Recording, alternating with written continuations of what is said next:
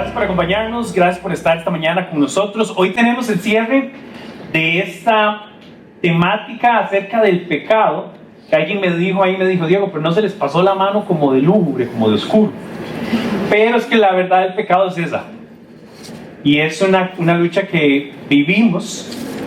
Y justamente hoy vamos a enfocarnos en la lucha del creyente con respecto a este tema. Entonces, vamos a hacer un repaso muy rápido de todo lo que hemos visto estos últimos 2 fines de semana que nos hemos visto. Hoy veo que hay caras nuevas, así que bienvenidos, siéntanse cómodos. Los baños están en esta puerta que está a mi derecha, también abajo hay baños y también al inicio del callejoncito que hay aquí hay otros baños. Pueden tomar café, té, agua y snacks en cualquier momento que quieran de la reunión. Pero bueno, si usted nos acompaña por primera vez, con mucho más razón, vamos a hacer un resumen. Voy a hacerlo súper rápido. Al final, cuando pensábamos en esta serie, pensábamos en 3 exposiciones, pero claramente todo el tema del pecado es un tema grande. Así que tratamos de ser lo más sistemáticos y abarcar los temas del pecado que pensamos que son esenciales de comprender. Entonces lo vimos en 3 secciones que están aquí. El pecado, buscando claridad y conciencia de pecado. Creo que una de las cosas que ha pasado en la modernidad en la iglesia es que se dejó de hablar del pecado, ¿verdad? Como hablemos de otras cosas, seamos exitosos, seamos prósperos, seamos bendecidos, y todas esas cosas pues están muy bien, yo las quiero y me imagino que usted también, pero hay que partir de una realidad, y la primera exposición fue justamente con respecto al pecado, buscando claridad y buscando conciencia. Y la de la semana pasada fue esta segunda parte, la única salida. Y ya entre esa primera enseñanza y en esa última, ya respondía qué es lo que Dios ha hecho en Cristo para sacarnos de esa condición, invitarnos de nuevo a reconectarnos con Dios. Y hoy entonces finalmente vamos a hablar de la lucha del creyente. Aquí la pregunta es, ¿cómo nosotros como creyentes nacidos de nuevo lidiamos con la realidad de la naturaleza del pecado, que por si acaso sigue vigente, está ahí en medio? Entonces esta mañana vamos a enfocarnos en este tema. Aquí buscábamos un énfasis en arrepentimiento y fe, creyendo en el acto sacrificial de Cristo, y esta mañana buscamos motivarte a permanecer y a madurar. Pienso que un creyente que no permanezca en Cristo y no madura, no va a salir muy bien librado de la lucha con el pecado, sino que va a salir más bien como revolcado. Pero bueno, ¿qué tal si oramos? Si quieres cerrar sus ojos ahí en su lugar, no sé cómo estuvo esta semana para vos, tu familia, el trabajo, si habrá algún tema que ocupa tu mente, tomemos un tiempito nada más para irle a Dios que nos ayude esta mañana, nos acompañe, nos enseñe, abra nuestro entendimiento y nos permita escuchar su voz a través del texto. Papi, te damos gracias por esta mañana que nos permites reunirnos, que tú provees para este lugar, este espacio. Y queremos dar gracias por cada uno de nosotros que estamos acá, nuestras familias, y queremos disponernos a escuchar tu palabra y que tu palabra sea viva y eficaz en nuestras vidas. Sensibilízanos, ayúdanos a escuchar con detenimiento y sobre todo también tomar acción, llevar lo que escuchamos a la práctica, a la vivencia. Sobre todo con este tema, que nos sintamos firmes en Cristo, justificados, perdonados, renovados y restablecidos en Cristo, pero siempre teniendo esa conciencia, ese cuidado, creciendo en madurez y perseverando en Cristo a pesar de la lucha que hay con esta naturaleza de pecado, que es nuestra realidad también. En el nombre de Cristo Jesús oramos. Amén y amén. Entonces voy a tratar de hacer un resumen rapidísimo de todo, de dónde iniciamos. La primera propuesta que les decía era explicar el tema a partir de Romanos, que de hecho vimos varios pasajes de Romanos, vimos el 3, el 4, por ahí estuvimos en el 6, hoy vamos a ver un pedacito del 7, del 8, prácticamente que estamos practicando cómo vamos a enseñar Romanos cuando comenzamos a verlo verso a verso. Pero Romanos nos presenta el concepto de Adán y el segundo Adán, y hemos usado esta figura, esta idea, para hablar de que por medio de Adán se nos hereda el pecado, ¿verdad? Entonces fuimos a Génesis, y en Génesis lo que queríamos dibujar con esto es un Dios creador todopoderoso, que lo distingue su diseño, su propósito, la ley, lo que Él enseñó, lo que Él reveló, su justicia como un estándar altísimo, y finalmente una relación y un vínculo que se ve en Génesis con Adán y Eva. El creador echando a correr su plan, todo perfecto, todo precioso, pero en medio de esa escena, en medio de ese lugar, entonces donde aparece este pecado de Adán, que rompe el vínculo, que rompe la relación, y es donde vemos estos conceptos de pecado que estudiamos la primera vez: la rebeldía, la maldad, el fallar el blanco, el no estar a la estatura de las demandas de Dios, de la justicia de Dios. Todo eso es parte de lo que el pecado significó. Y entonces con esa caída, con ese evento, se separa Adán y Eva, y además con Adán y Eva nos arrastra a la humanidad, y entonces padecemos lo que llamamos la naturaleza del hombre. El pecado, la naturaleza del hombre, se interpone entre este Dios magnífico y la realidad que vivimos. Yo diría este es el momento más triste de toda la exposición que hemos estado comentando, porque no hay chance de nada. Lo que significa es que yo esencialmente estoy muerto. Y esto JP lo retocaba también la semana pasada. Estamos muertos, y estando muertos, ¿cómo podría buscar? ¿Cómo podría acercarme? ¿Qué podría hacer yo en mis propias fuerzas para volver a reconectarme con Dios? Y la respuesta es: no podemos hacer nada. Usualmente cuando la gente habla de cosas que puede hacer para acercarse a Dios, termina siendo un ejercicio de religiosidad. O sea, un esfuerzo personal para acercarme a Dios, pero sinceramente esto no funciona, no resuelve, más bien desgasta, porque buscamos una falsa moralidad y una falsa justicia que no puede llegar a la estatura de lo que Dios diseñó, reveló, su justicia y la relación que se perdió. Hasta aquí la exposición es súper triste, pero esa es la realidad. La semana pasada JP nos llevó por este momento glorioso que es la única salida de esta condición de pecado, y esa única salida es Cristo, su sacrificio sustitutivo en la cruz. La cruz representa la única posible salida, la única resolución a este conflicto que nos interpone la naturaleza de pecado. No hay otro nombre, no hay otro camino, no hay otra forma. Es en Cristo y solo en Cristo, y vemos cómo Él está satisfaciendo la estatura, el estándar de Dios, cumpliendo el diseño del Padre, modelándonos un vínculo perfecto, caminando en obediencia. O sea, lo que Adán y Eva rompieron, en Cristo Él lo viene y lo revela y lo lleva a pleno cumplimiento. O sea, hay varias cosas que pasan aquí que es maravilloso de esta idea de la cruz. Él, siendo perfecto, se entrega como un sacrificio, y digo sustitutivo porque la cruz representa el castigo que merece el pecado, y Él está tomando nuestro lugar. Él se da voluntariamente en obediencia al Padre, toma mi lugar, Él carga el pecado nuestro, lo lleva a la cruz para entonces quitarme del pecado y ponerme o imputarme su justicia, que es esta idea de justificación. O sea, Él está justificando nuestra condición delante del Padre. Él hace todo esto para que nosotros procedamos a arrepentimiento y fe, que era parte de la enseñanza de la semana pasada, y entonces ahora sí revincula a Dios con la humanidad y vuelve a poner en función el diseño, el propósito de Dios, la justicia, lo revelado, y esta relación riquísima. De nuevo, ¿a través de quién? A través de Cristo, y solamente en Cristo. Aquí hay un ejercicio de fe de decir: yo sé que Cristo es el Hijo de Dios encarnado, y que por su obediencia y su santidad y su muerte en la cruz, yo tengo oportunidad de volver a experimentar esta realidad que se había perdido. Esa fue la exposición de la semana pasada. Una única salida al pecado es Cristo, es la cruz.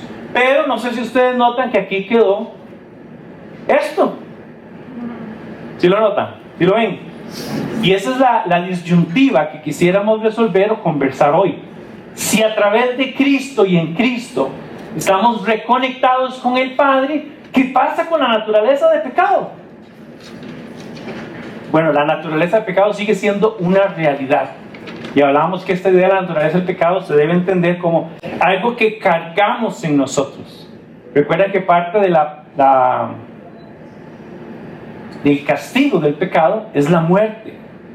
Entonces, literalmente seremos librados de esa naturaleza plenamente con la muerte, que además Cristo promete que en la muerte levantarnos, así como Él fue levantado y como fue primogénito entre todos. Entonces, este es el punto en el que queremos hoy conversar un poco. ¿Cómo es posible que nosotros, ahora que hemos creído en Cristo, estamos en esta fe, estamos arrepentidos, hay una conciencia y hay un vínculo? Que por cierto, aquí voy a dar algunos avances de la siguiente serie, que es la del Espíritu Santo. Dios habita en nosotros a través del Espíritu Santo y nos revincula. Pero entonces, ¿cómo lidiamos con esto? Que todo el Nuevo Testamento habla de esa tensión que existe. Y es ahí donde quiero aterrizar con el tema del creyente. Eso somos nosotros, ¿de acuerdo? Entonces, ¿qué sucede con el creyente en torno a esta realidad del pecado? Busqué varios pasajes.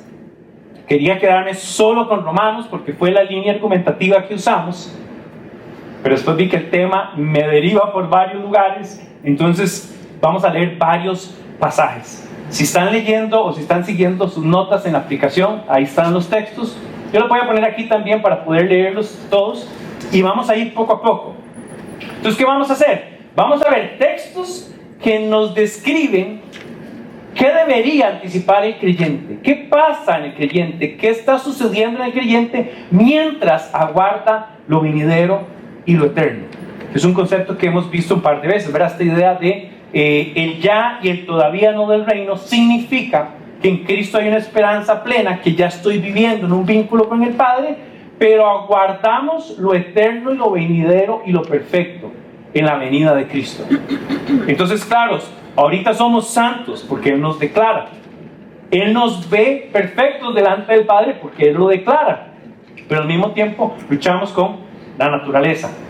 También ahí por donde vamos explicando. Entonces vamos a ver varios textos que nos van a describir ese estira y encoge que existe en la realidad y que nosotros vivimos y experimentamos. ¿Sí están de acuerdo conmigo? ¿Alguien siente que está como en medio de una cosa y otra? Pues eso es literalmente lo que describe el texto que vamos a ver. Entonces, vamos con Romanos 7 primero y vamos a leerlo. Así que puede buscarlo en su Biblia o en su aplicación. Nada más no se distraiga. Tenemos aplicaciones que uno de la Biblia al Instagram es un clic, ¿verdad? Entonces, tengo dominio propio. Ok, Romanos 7 dice lo siguiente: yo sé que en mí, es decir, en mi carne, nada bueno habita. ¿Quién está hablando aquí? Pablo. Entonces Pablo dice, él entiende, yo sé que en mí, es decir, en mi carne, nada bueno habita. Aunque deseo hacer lo bueno, no soy capaz de hacerlo. De hecho, no hago el bien que quiero, sino el mal que no quiero. Si hago lo que no quiero, ya no soy yo quien lo hace, sino el pecado que habita en mí. Ve aquí que hay una tensión que él describe, que él desea una cosa, pero su naturaleza también le orienta hacia otro lugar. 21 dice, así que descubro esta ley que cuando quiero hacer el bien, me acompaña el mal. Porque en lo íntimo de mi ser me deleito en la ley de Dios. ¿Cuántas leyes llevamos ahí? ¿Me han captado? Hay una ley que la acompaña. Y aunque su deseo interno es el deleite en la ley de Dios, pero me doy cuenta de que en los miembros de mi cuerpo hay otra ley, que es la ley del pecado. Esta lucha contra lo que considero bueno y me tiene cautivo. Y aquí esta expresión es muy teatral, ¿verdad? Parece que él está usando un lenguaje casi que hasta poético de alguna manera para describir lo que siente, lo que está pasando. Dice, soy un pobre miserable. ¿Quién me librará de este cuerpo sujeto a la muerte? Y casi parece una pregunta retórica, ¿verdad? Aquí le está comentando, dice el 25. Bueno, gracias a Dios por medio de Jesucristo nuestro Señor. Dice en conclusión, ojo con esta palabra, con la mente yo mismo me someto a la ley de Dios pero mi carne está sujeta a la ley del pecado. Yo pensaba que este texto es ideal para ver la lucha de un hombre de Dios que enseñó, que influenció a una cantidad de personas increíble hasta el día de hoy, que está describiendo lo que está pasando en su interior. Y la manera en que él, me parece, lo está queriendo dar a entender es una lucha interna que sucede. Entonces, hay varios elementos que quiero señalar que van a llevarnos por la narrativa que quiero comentarles. Entonces, el número uno que quiero que noten es este tema de mi carne. En otras traducciones usa también la naturaleza pecaminosa. Y la otra cosa que es importante es que tiene un sentido de conciencia. Esto es importantísimo. Él dice, yo sé que en mí. Nadie tiene una lucha con el pecado que no reconoce que tiene lucha con el pecado. ¿Verdad? Es como esta idea de nadie va a buscar una medicina si no ha reconocido que está enfermo. Entonces, una primera cosa de aplicar y entender es la lucha del pecado.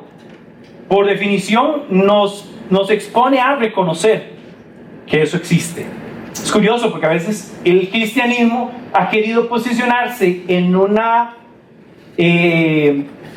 manera, digamos, autosuficiente de justificarse para sentirse mejor que los demás, pero al mismo tiempo está negando su condición, lo cual no es íntegro.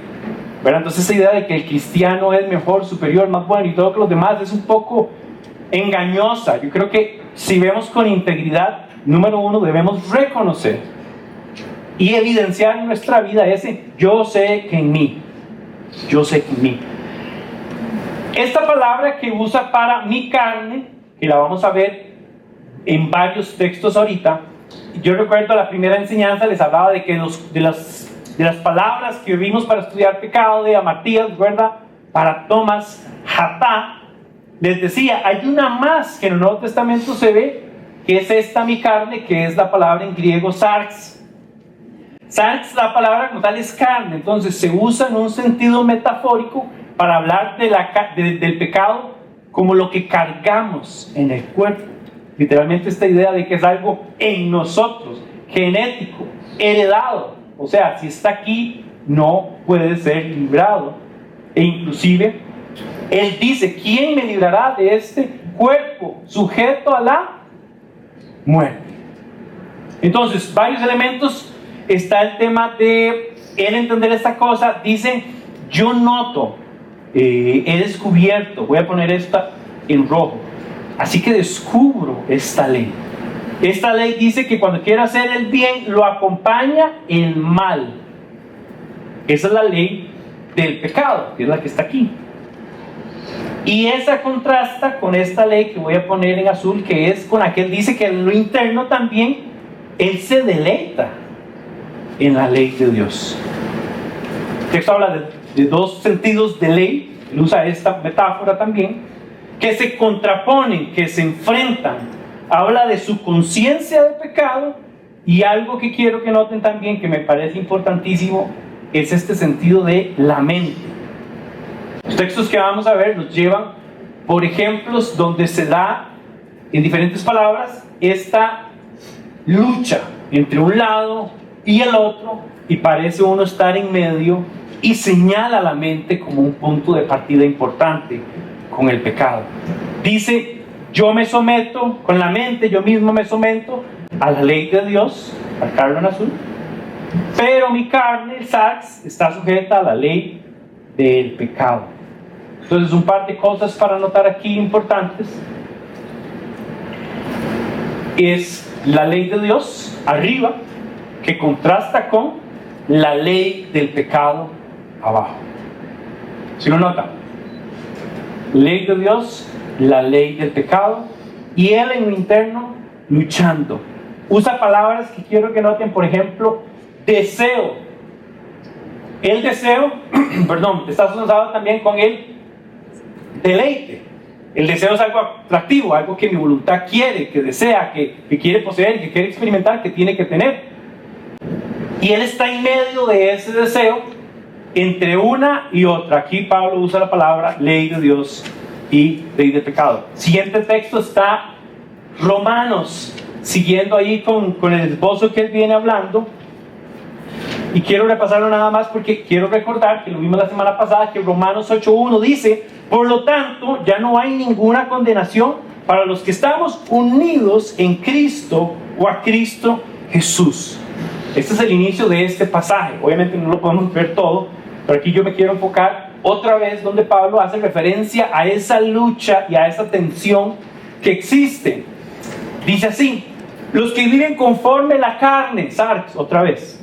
Fijan que la mente en los deseos de la carne. En cambio, los que viven conforme al Espíritu fijan la mente en los deseos del Espíritu. La mente gobernada por la carne es muerte, mientras que la mente que proviene del Espíritu es vida y es paz. Yo estoy seguro que usted y yo deseamos vida y paz, y ya la muerte la tenemos ahí, nada más que nos den la fecha. Sí. La mente gobernada por la carne es enemigo de Dios. Ve qué interesante, porque quiere decir que lo que define al ser humano esencialmente es que hay parte de mí que no desea a Dios. Eso no me pasa a mí, el pastor. Bueno, voy a ir por el pastor entonces. Dice: pues no se somete a la ley de Dios, ni es capaz de hacerlo. Los que viven según la carne no pueden agradar a Dios. Voy a borrar esto. Entonces, un par de cosas que quiero que veamos. Aquí habla otra vez del tema de la carne, y habla de los deseos de la carne. Vuelve a enfatizar en el aspecto de la mente, y aquí honda mucho en ese tema de la mente. Dice: fija en la mente en los deseos de la carne. Después dice que la mente que está gobernada, ¿por qué? Por la carne. Y después habla de la muerte de la mente que viene por lo que está a lo contrario, de lo que proviene del Espíritu. Entonces, lo que quiero que noten aquí son los elementos que se encuentran, y la mente parece, y les voy a presentar esta idea ya, como en un campo de batalla.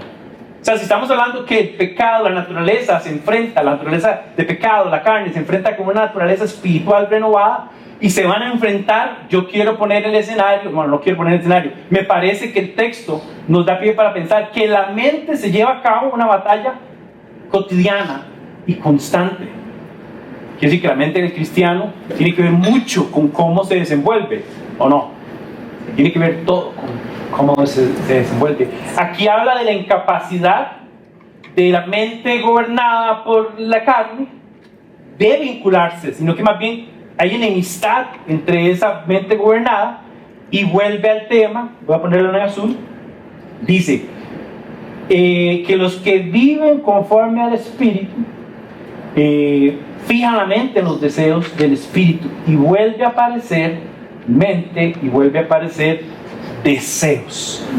Usted y yo luchamos con los deseos todo el tiempo, y unos deseos parecen ser correspondientes a lo que Dios quiere y anticipa, y a su expectativa y a su ley, pero hay otros deseos que más bien son los que la carne me arrastra y que están en esa lucha constante. ¿Están bien ahí? Entonces, este texto nos presenta al Espíritu y nos presenta la carne, encontrándose en medio. Porque este otro texto, que esos eran los que les decía, ¿verdad? Que me parecía muy difícil no pasar por aquí, pero era importante. Efesios nos narra la misma lucha interna, y usa otras palabras, y esas son las que quiero también que revisemos de este texto. Dice: con respecto a la vida que antes llevaban, o sea, la vida pasada. Claramente aquí está hablando de creyentes, y está hablando de creyentes que tenían una vida previa a su conocimiento de Cristo. Dice: se les enseñó que deben quitarse el ropaje de la vieja naturaleza. Usa otra metáfora, que habla de una naturaleza y de un ropaje viejo, la cual está corrompida. Ahora, esta palabra corrompida, tal vez otros tengan versiones por ahí, Reina Valera dice que está viciada. Tenga esa idea en mente: corrupto y viciado. Dice que esa vieja naturaleza está corrompida, está corrupta. Y habla otra vez de los deseos engañosos. ¿Quién tuvo un deseo engañoso en Génesis? Era un deseo. Dice que para la mujer aquel fruto era apetecible, era atractivo. El deseo siempre está conectado con el pecado.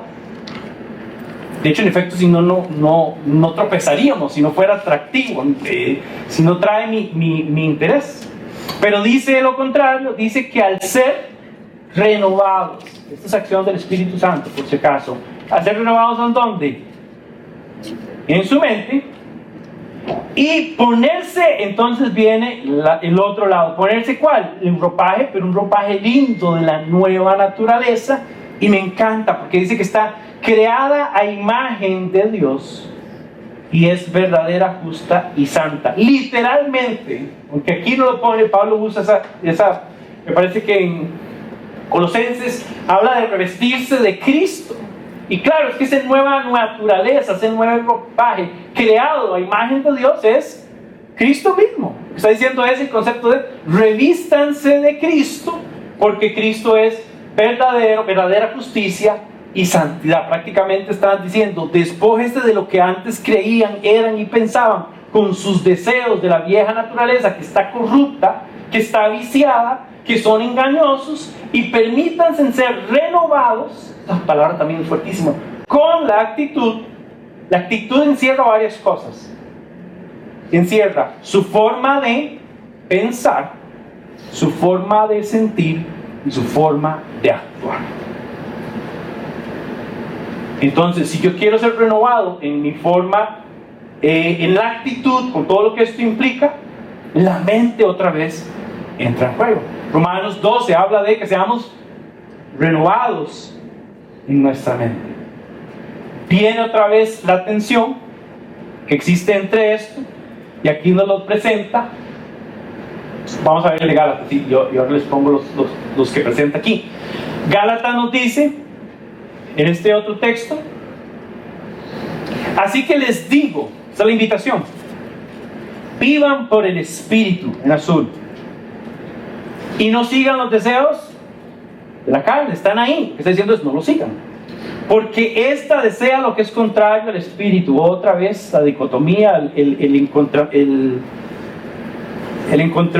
encontronazo que existe entre un lado y el otro. Dice que a su vez el Espíritu desea lo que es contrario a ella. Esperen, para no enredarlos, este es la que es contraria al Espíritu. Estos deseos son contrarios al Espíritu, y a su vez el Espíritu desea lo que es contrario a ellos. Claro, no hay ningún vínculo entre lo que Dios es y significa y el pecado y el desvínculo de la desobediencia. El Espíritu desea, ven que ha aparecido un montón el término desea, lo que es contrario a ello.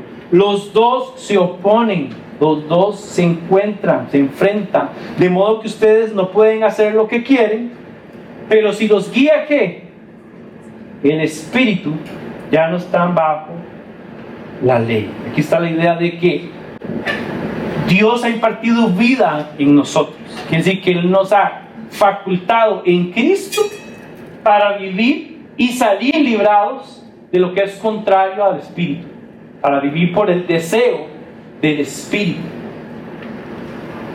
¿Sí lo ven ahí? Entonces ahí agregué también ya las palabras que se oponen. Aquí nos presentan una nueva naturaleza, una vieja naturaleza, y entre lo que hemos visto podemos ver esta idea de estar sujeto a algo. Y aquí hay un tema importante que quiero dar. O eres esclavo del pecado, de la ley del pecado, de la carne, el ropaje viejo, de la vieja naturaleza. ¿Eres esclavo de eso? ¿O eres esclavo de la ley de Dios, del Espíritu, de una nueva criatura, un nuevo ropaje, una nueva naturaleza en la que hay libertad? Pero es una libertad sujeta al señorío de Cristo. ¿Sí se entiende? Entonces, ¿qué tenemos? Tenemos el creyente en medio de esta realidad otorgada en Cristo, manifiesta en Cristo, y esta heredada de Adán. ¿Sí se entiende? Entonces, por un lado estoy vinculado a Cristo y con el Padre, hay una relación, hay algo que está pasando en mi vida. De hecho, estoy siendo transformado en una nueva criatura. Ya no vivo yo, más vive Cristo en mí. Y el creyente, usted y yo estamos ahí. ¿Alguien sufre de eso? ¿Alguien siente que están hablando de usted o están hablando de mí? Esa es la lucha. ¿Alguien se identifica con eso? Nosotros somos una iglesia en la que queremos, porque es un valor de la integridad, es decir, nosotros luchamos genuinamente en nuestras vidas por vivir por esta realidad y resistir esta realidad. No es que porque somos creyentes somos mejores que los demás, valemos más que los demás, caminamos de otra forma, nos movemos de otra forma porque estamos en otro nivel. O estamos en otra, ¿qué es lo que dicen? En otra dimensión. No, estamos en la misma. Y en esta dimensión todo el mundo está mordido por el pecado, incluyéndote, incluyendo a mí, ¿verdad? Pero tenemos un vínculo con este que es la única salida, que es Cristo, que nos otorgó esta oportunidad. ¿Están conmigo ahí? Entonces, ¿qué muestran estos pasajes? Bueno, ¿qué creyente vive en una tensión y en una lucha? ¿Verdad? Hay una tensión y una lucha. Ahora, esta realidad o este concepto es cierto no solo en este concepto. Diga, voy a ilustrarlo de otras maneras. Usted vive una lucha también con su trabajo, ¿no? ¿Cuáles son los días favoritos de su trabajo? El 15, el 15 y el 30. O el día que te pagan.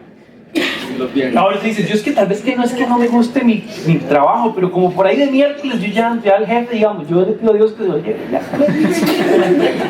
¿verdad? Pero es que no hay forma que recibas una cosa y la otra no, es una tensión, ¿verdad? Existe. Hablemos del matrimonio. Hay una tensión que existe. ¿Por qué? Porque hay dos personas que cognitiva, voluntariamente y espiritualmente se vincularon y que disfrutan de las grandes virtudes y cosas gloriosas de cada uno, pero también se echaron al hombro las otras carencias. Hay una tensión. Las relaciones tienen eso. Usted tiene muy buenos amigos que se han jalado unas tortas con usted, ¿verdad? Pero es como, hay una tensión. Finalmente piensa en los hijos. La cosa que usted celebra y que usted los vive, qué lindo como duerme.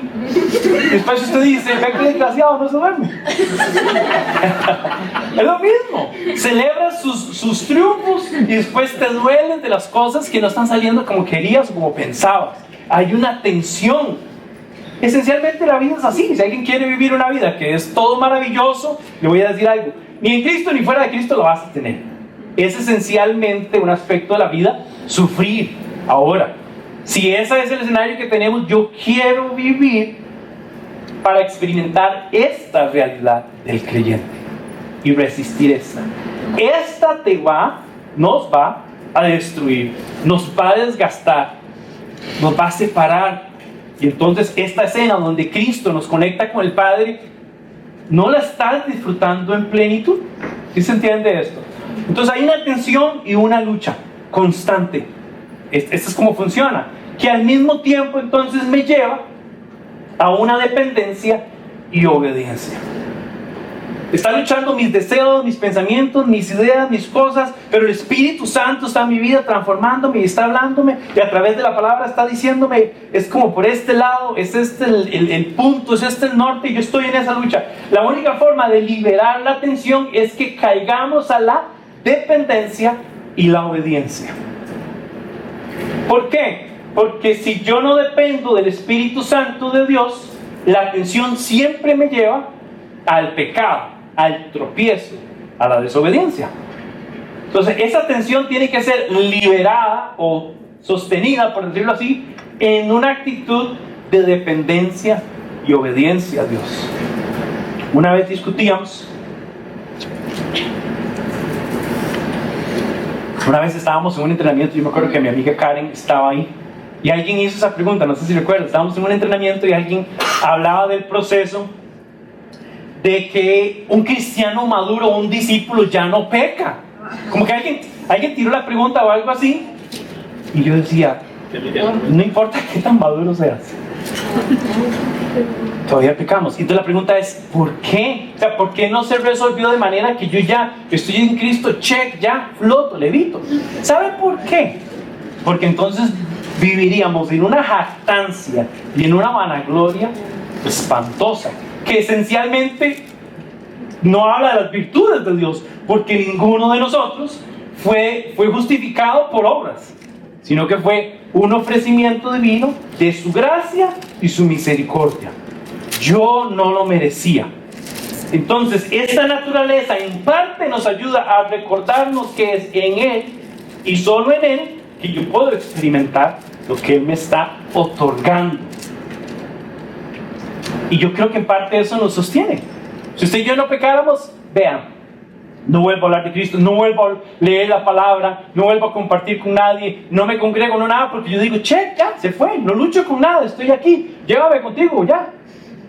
Pero la realidad es otra y es distinta, y en parte nos mantiene humildes, porque quiere decir que el nuevo nacido, o sea, el nuevo creyente, el que recién la revelación de Cristo vino a su vida, y el que tiene 20 y 40 años viven la misma tensión como creyentes que debería tener una resolución en obediencia y dependencia. Y aquí en este punto es donde les recuerdo que de hoy en 8 comenzamos la serie que conecta con esta, que es, si esta era una oscura realidad del pecado, la próxima semana vamos a hablar de una dulce compañía, que es a la que Él me está llamando a ser obediente y dependiente, que es el Espíritu Santo.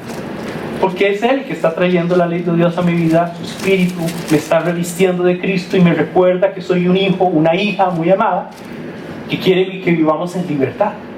¿Está conmigo? Entonces, un par de cosas que quiero nada más señalar aquí.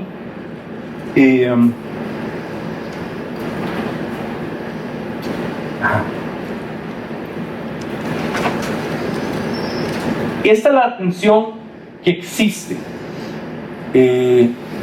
Nos lleva a un escenario entonces donde la batalla de creyentes sucede en la mente. Respondes al pecado con todo lo que abunde en tu mente. Y aquí quiero hacer, y esto es una aclaración tal vez que requiere más tiempo, pero porque nadie tiene más tiempo, vamos a correr y tal vez podamos hablar de esto en otro momento. La Biblia tiene esta expresión que de dentro del corazón, dice Jesús, es de donde salen los malos deseos, de dentro del corazón. Dice el Shema, sobre todas las cosas, bueno, los salmos, ¿verdad? Los proverbios, que guarda tu corazón. Dice el Shema, ama al Señor tu Dios con todo tu mente, corazón, y, ¿verdad? Entonces, hay una énfasis en la expresión corazón. Y aquí es donde tenemos que hacer un ejercicio literario interpretativo, porque ningún pensamiento suyo técnicamente o literalmente pasó por su corazón. O sea, en el caso mío, yo tengo colesterol y triglicéridos. Yo no sé cómo andan ustedes, ¿verdad? Pero la expresión corazón en el Nuevo Testamento usa la palabra cardías, que es donde viene la expresión cardio.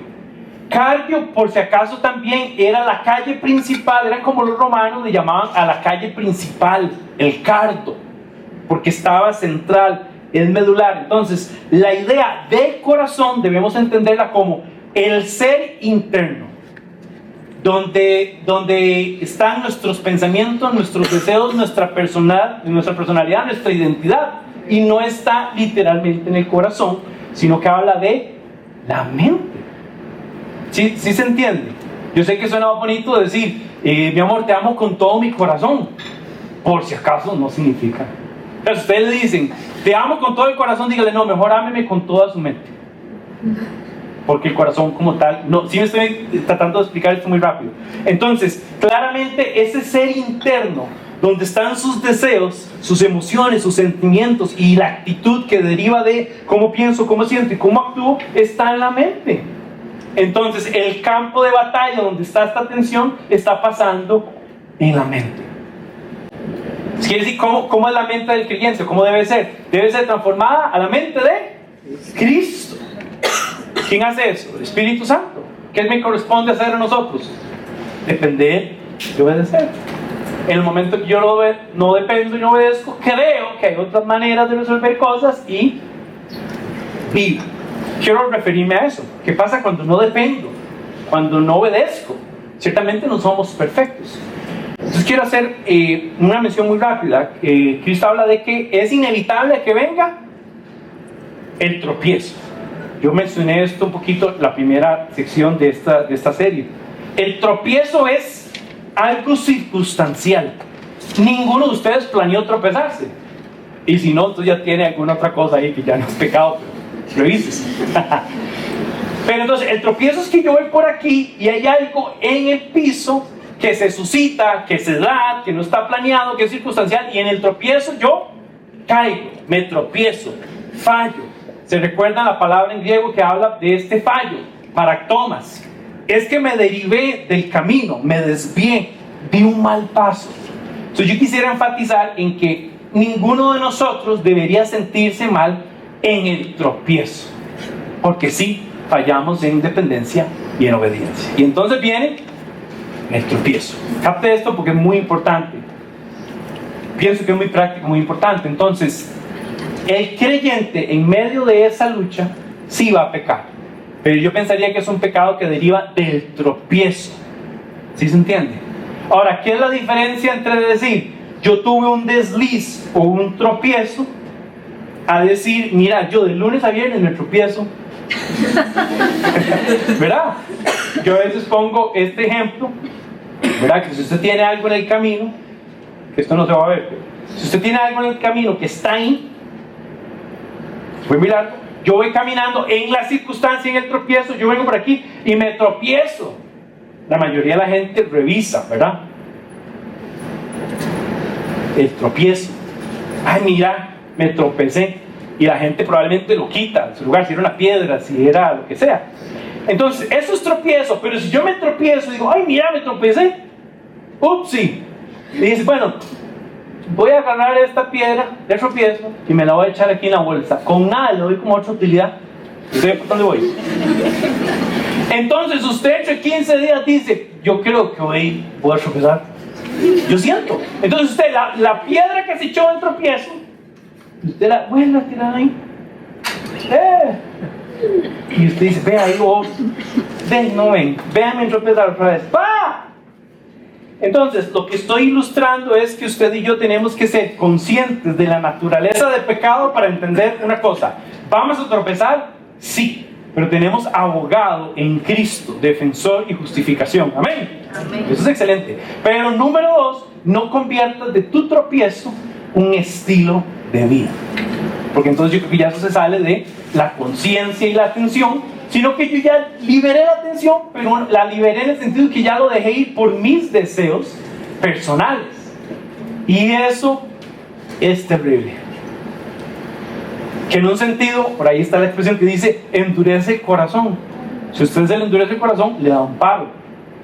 Claramente, que se le endurezca el corazón es que se le entenebrece la mente. ¿Sí se entiende?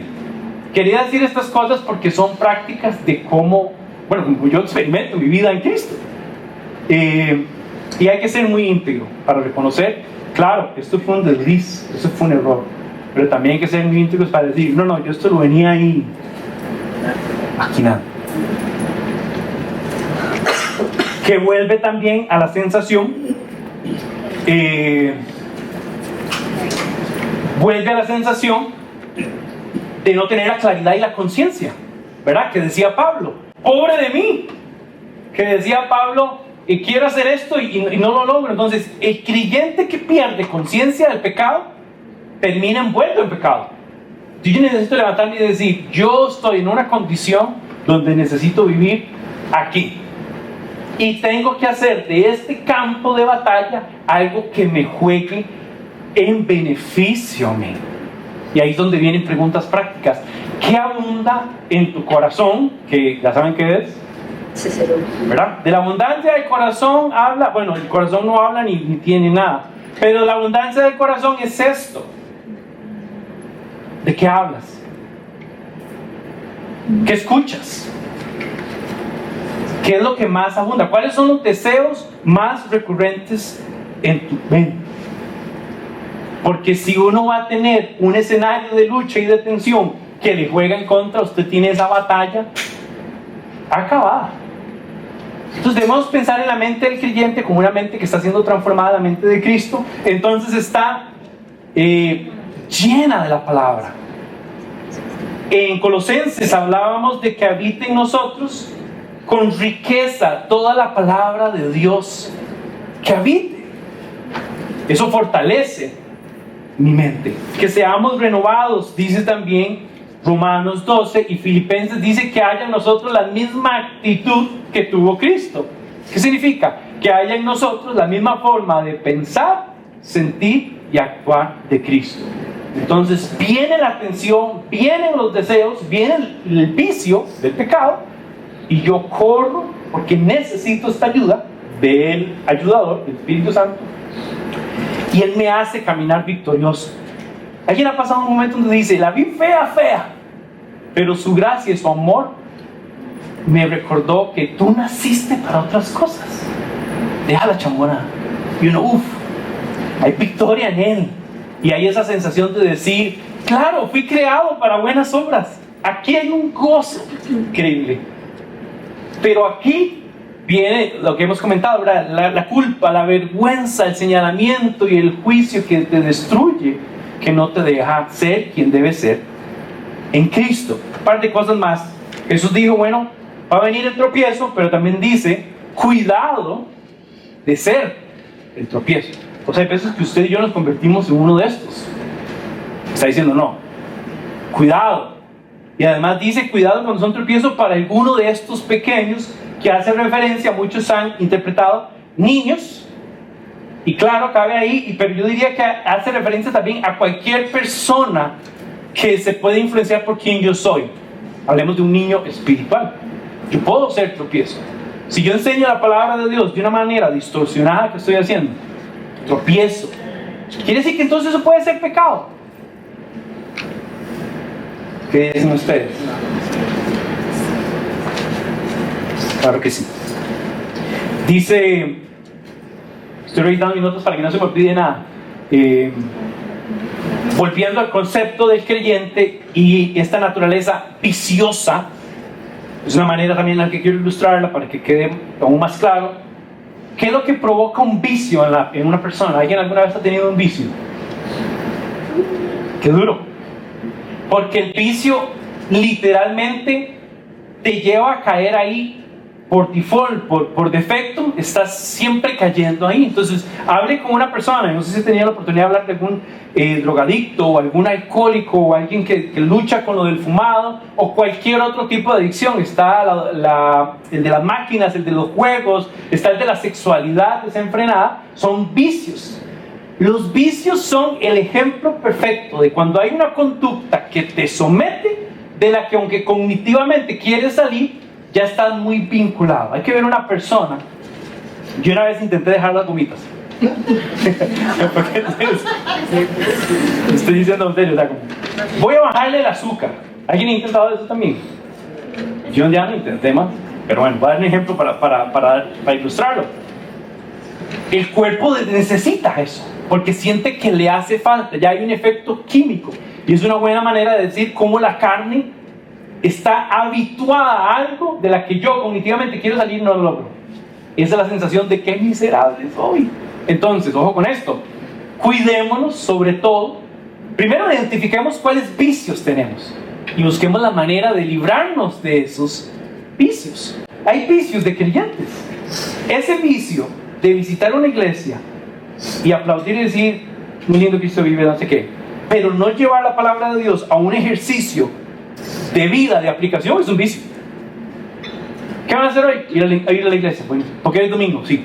Mi cuerpo me lo pide, ¿verdad? Pero ¿y está pasando algo en tu vida cada vez que escuchas la palabra? ¿Estás obedeciendo la palabra? ¿O estás nada más siguiendo un grupo de personas, o al predicador popular, o al predicador de TikTok, Eso puede ser un vicio. Entonces al final la categoría de vicios, en la categoría de vicios cabe todo lo que llega a un punto donde te cuesta. Entonces eso es una manera también de decirles, guardémonos, revisemos donde hay vicios en nuestro corazón y luchemos por salir de esto, que siempre nos va a llevar a la dependencia del Espíritu Santo. Y por último quiero terminar con esta ilustración que hace el creyente con el pecado. Bueno, Yo tengo 3 chicos. Y Lucas recién cumplió 10 años, voy a hacer 8. Gael va a cumplir ahora el 1 de septiembre. Y tengo Felipe de 2 años, que va a cumplir ahora en octubre. Felipe, como es un niño de 2 años, todavía se hace popó en el pañal. Todos los papás se identifican conmigo. No dicen, ¿en qué momento querés este chaval? ¿Verdad? Algo que uno puede notar fácilmente con los niños es que Felipe a veces avisa que hizo de la voz, pero a veces no. Oye, y usted ve a Felipe corriendo, cantando, tiene una guitarra ahí y canta y todo, y él anda con el pañal full, lleno. Pero él, canto y bailo y no sé qué, ¿verdad? Entonces ya, él pasa corriendo para allá y ya uno lo discierne con la nariz y me dice, Jesus. Entonces pero es que interesante, yo le digo, Felipe, ¿hiciste caca? Pues yo quiero que él entienda y lo avise, ¿verdad? Como, ¿hiciste caca? Y sí.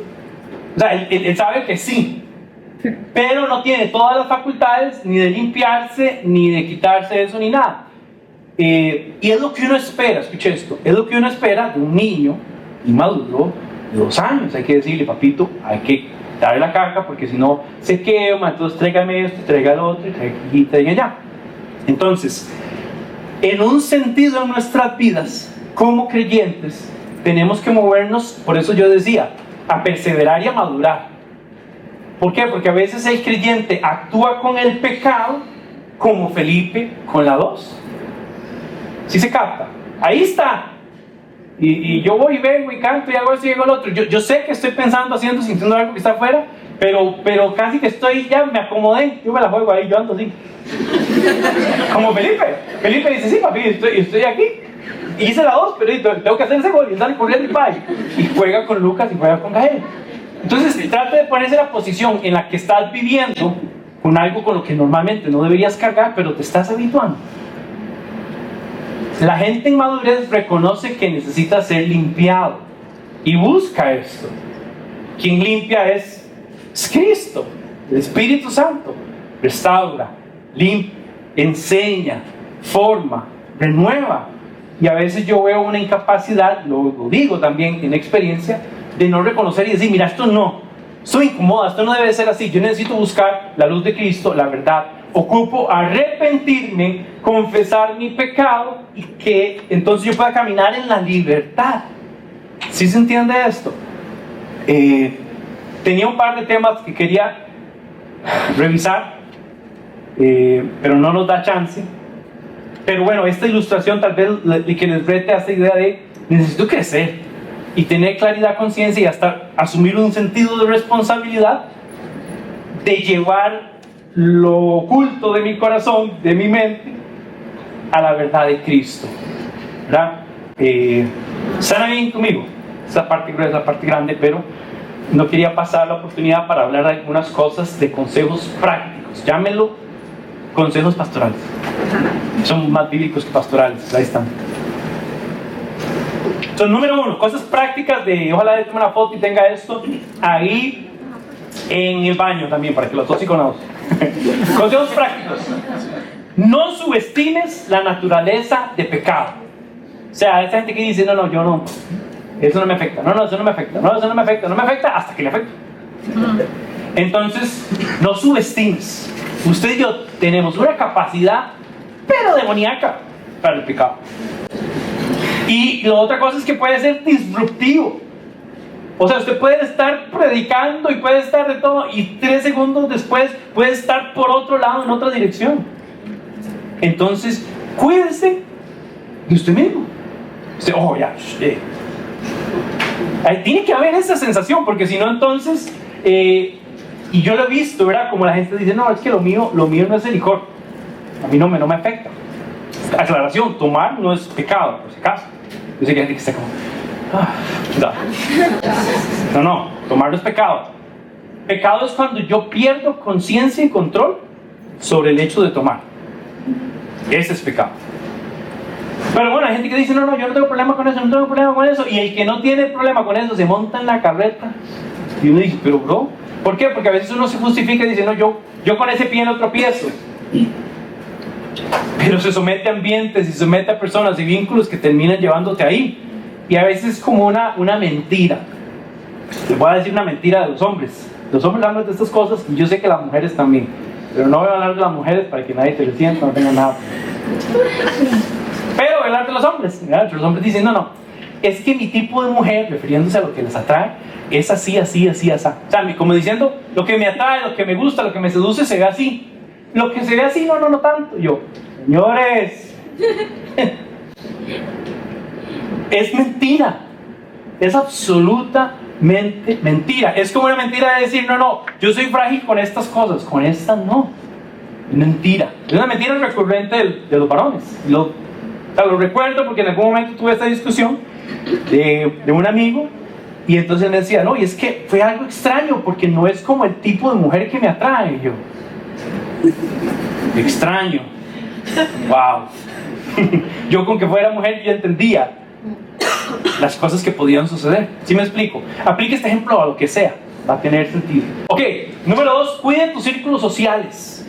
Cuide tus círculos sociales es que termina siendo una conducta recurrente humana que terminas pareciéndote o emulando conductas, pensamientos y acciones de la gente con la que más te reúnes. Eso es así. No es como que hay que hacer un experimento y que la universidad de aquí haga, no. La gente siempre termina comportándose con el grupo de personas que se rodea. Eso es todo. Cuando usted quiere estar fit, júntese con los fit. A mí no me vengan a decir.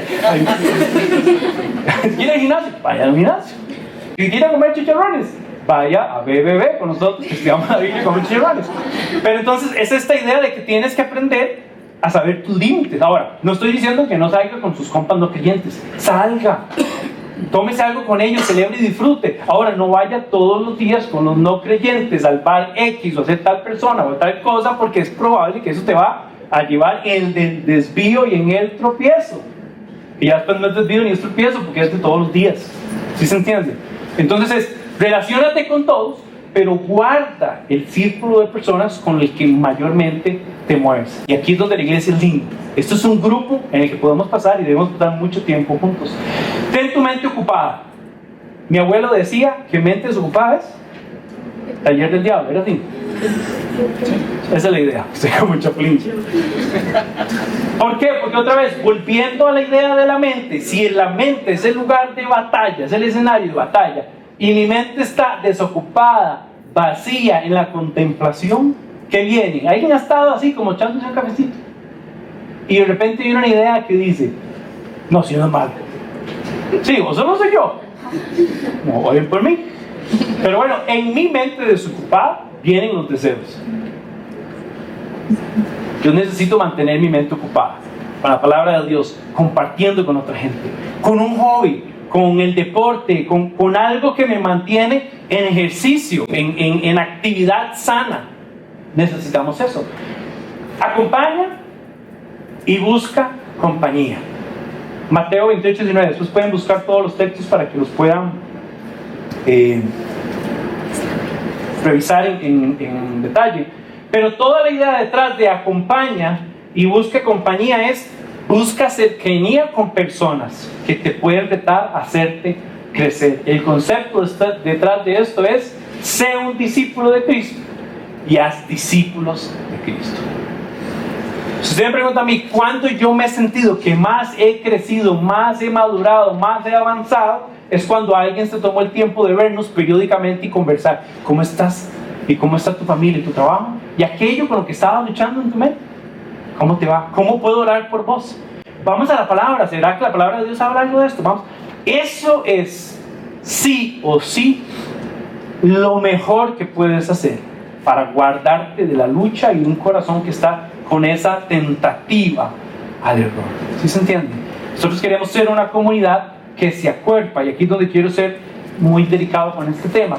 Compañía es que alguien me acompaña, que está conmigo, que me escucha, me aconseja. Compañía también en este sentido es alguien con el que yo establecí un vínculo, una relación en el que yo puedo inclusive hasta confesar luchas que estoy teniendo. Y ojo con esto, no es para que usted vaya y lo ponga en WhatsApp. ¡Hey, ocupo confesar algo! ¿Quién se une? ¿Va a hacer una videollamada? No funciona así. Pero hay algo increíble que sucede Cuando dos personas que aman a Dios se ponen de acuerdo y uno escucha al otro y el otro dice, fíjate que pasó esto.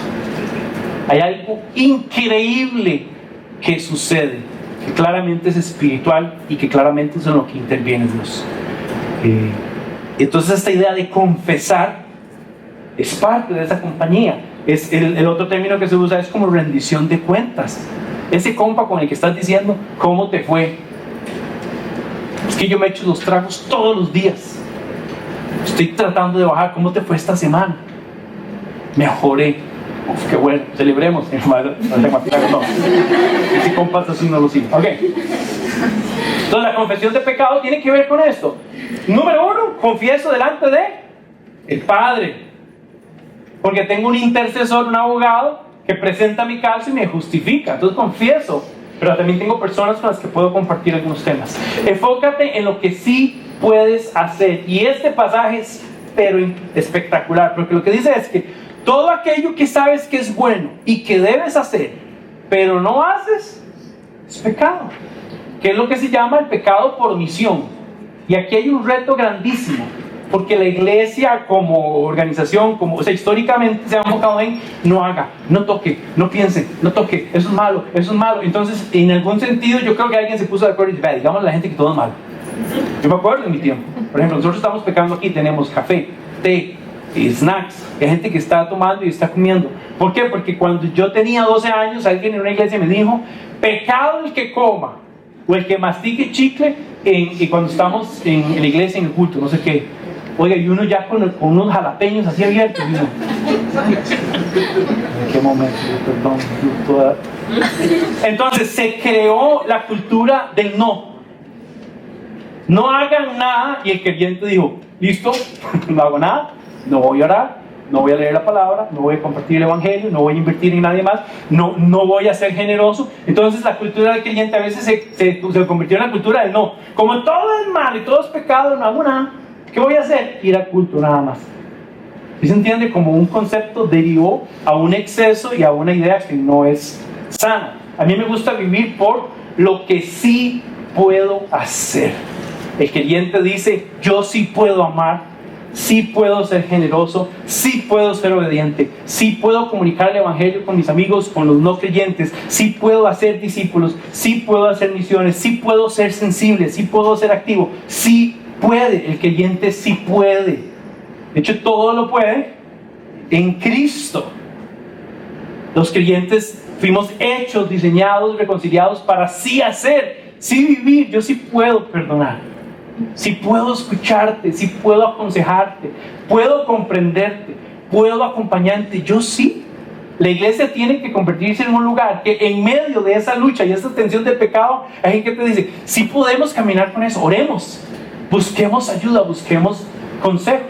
Ese me encanta. Y aquí probablemente estemos pecando porque hay un montón de sís que no estamos haciendo, ¿verdad? Hay un reto ahí. No seas juez de nadie. No se llama donde no lo meten. No se meta lo que no le llaman. No sea sapito. No sea juez de nadie. Y estas tres últimas son las primordiales. Llena tu mente de la palabra de Dios. Porque tu mente es el campo de batalla. Busca la dependencia del Espíritu Santo. Dice que si el Espíritu Santo nos dio vida, vivamos por el Espíritu y los frutos que suceden. Y oremos por sabiduría, guía y fortaleza. Cuando usted está en esa tensión, usted necesita orar y decir, Dios, ¿qué hago con este deseo? Pide sabiduría. Dice que el que está falto de sabiduría, y que pida. Pide guía. ¿Qué hago? ¿Para dónde me dirijo? Y pide fortaleza. Estas tres cosas tienen que ver con esta dependencia del Espíritu Santo de la que les estaba hablando. Y de esa manera cerramos esta serie. ¡Qué gran reto! Una naturaleza de pecado, pero una naturaleza imputada, dada, regalada en Cristo, para transformar, someter nuestra vida a la transformación del carácter, las prioridades de Cristo, y entonces vivir por lo que sí puedo hacer con libertad y no subyugado a esos deseos, a esos vicios del corazón / mente, y disfrutar nuestra vida en Cristo. Así que la realidad es dura. Hay una naturaleza de pecado, pero hay un Cristo glorioso, misericordioso y amoroso que nos llamó y nos dice: tú eres mío y yo te declaro por todo lo que tú no puedes. Te declaro santo, amado, justificado, perdonado, hecho para buenas obras. Es lo que somos. Amén. ¿Qué tal si se pone de pie y oramos este tiempo? Gracias por la atención. Creo que hoy fue un poquito más largo de la cuenta, pero bueno, queríamos tratar de incluir todo lo que hemos hablado. En alguna enseñanza anterior mencionaba, queremos ser una iglesia esa es una iglesia abierta para la imperfección. Y el primero que entré fui yo, imagínate. Así que eres amado, eres reconocido. No estamos haciendo una reunión de gente perfecta, sino que estamos haciendo una reunión de gente que reconoce y tiene conciencia de pecado, y que estamos corriendo todos de la mano para alcanzar misericordia en Cristo y gracia. Así que ninguno de los temas que hablamos hoy, los temas anteriores, de las semanas anteriores, buscaban acusarte o señalarte, sino más bien tener la confianza de decir: aquí hay gente que me puede escuchar, que me puede hablar, que me puede acompañar en lo que yo estoy pasando, y eso sería un gran gozo para mí. Papá, te damos gracias por esta mañana, te glorificamos, te exaltamos, y en medio de nuestra naturaleza reconocemos tu gracia. Y en medio de la oscuridad de algunos de nuestros deseos y pensamientos y actitudes, queremos hacer brillar la luz de Cristo y la verdad que nos libera, que nos sana, que nos pone en otra posición para vivir por lo que tú has diseñado para nosotros, para amar la justicia y aborrecer la maldad y el pecado. Enséñanos a aborrecer no solo las consecuencias del pecado, sino el pecado en sí. Que nuestra pasión, en nuestro corazón, en nuestra mente, es buscar depender de Cristo para sostenernos, perseverar y madurar en nuestra fe. Trae hoy conciencia de nuestros tropiezos, de nuestros vicios.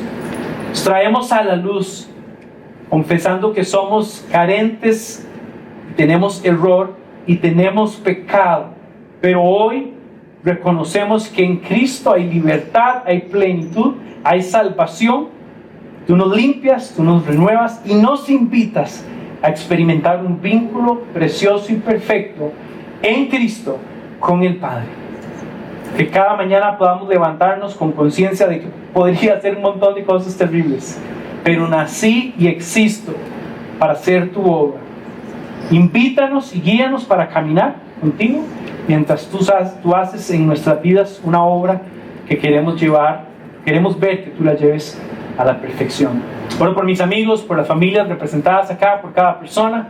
Permítenos apoyarnos como iglesia, caminar con integridad, sin ningún sentido de superioridad, sino más bien confiando y apoyándonos unos a otros también como discípulos, creciendo en nuestra fe.